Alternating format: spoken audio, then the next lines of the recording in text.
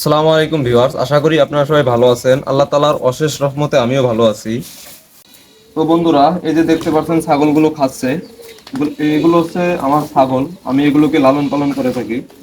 তো যেহেতু ছাগল লালন পালন করে থাকি, তাই দেখা যায় যে গ্রামের মধ্যে মানুষ একটা দুইটা ছাগল লালন পালন করে। সেই ছাগলের যদি কোনো সমস্যা হয়, তো আমার কাছে আসে, এসে বলে যে যে আমার ছাগলটার এই সমস্যা হয়েছে, ওই সমস্যা হয়েছে, কি খাওয়ানো যায়।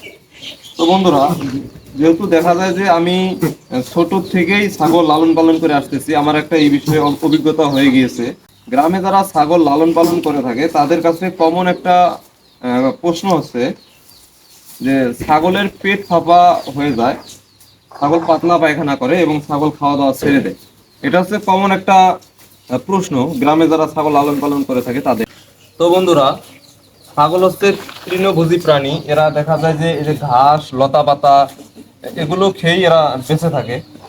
আর এই ছাগলকে যখন দেখা যায় যে মানুষ যে খাদ্যগুলো খায়, যেমন শর্করা জাতীয় খাবার, ভাত, আটা বা রুটি, এই খাবারগুলো দেখা যায় যে কিছু ছাগল, যেমন খাসি ছাগলের কথাই বলি, গ্রামে শখ করে একটি দুইটি খাসি ছাগল পালন করে থাকে এবং তাদেরকে দেখা যায় যে মানুষ যা খায়, যেমন ভাত, তারপরে রুটি, বিস্কুট, পাউরুটি, এই জাতীয় খাবার দেখা যায় যে শখ করে খাইয়ে থাকে।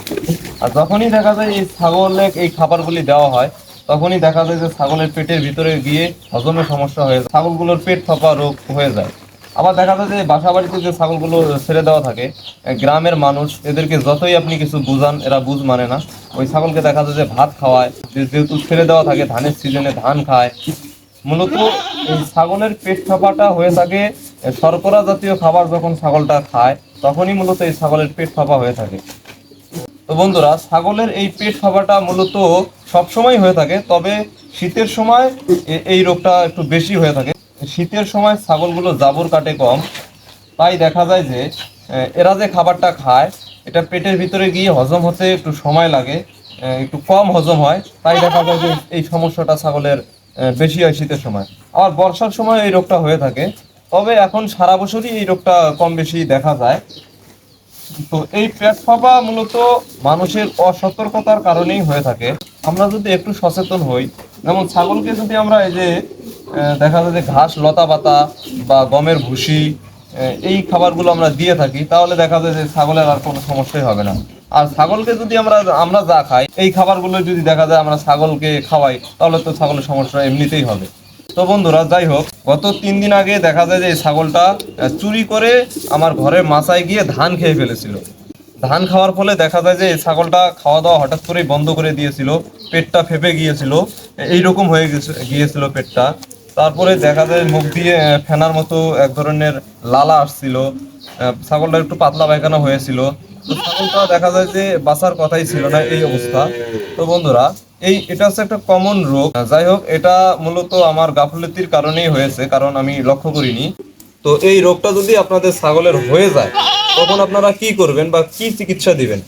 তো বন্ধুরা, আমি যে কথাটা আজকে আপনাদের বলবো, এই কথাটা যদি আপনারা প্রমাণ করে দেখবেন যে প্রায় 99% ছাগল, যদি আপনার প্রাথমিক যে এর পেট ফাঁপার লক্ষণ বোঝা মাত্রই আপনারা চিকিৎসা দেন, তাহলে দেখা যায় যে 99% ছাগলই ভালো হয়ে যাবে।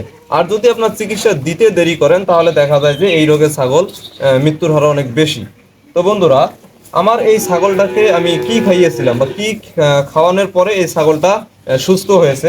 তো বন্ধুরা, এই যে দেখতে পাচ্ছেন ছাগলটি এখন পুরোপুরি সুস্থ, ছাগলটা জাবর কাটতেছে। আর যখনই বুঝবেন যে ছাগল জাবর কাটতেছে, তখনই বুঝবেন যে আপনার ছাগল একদম সুস্থ আছে।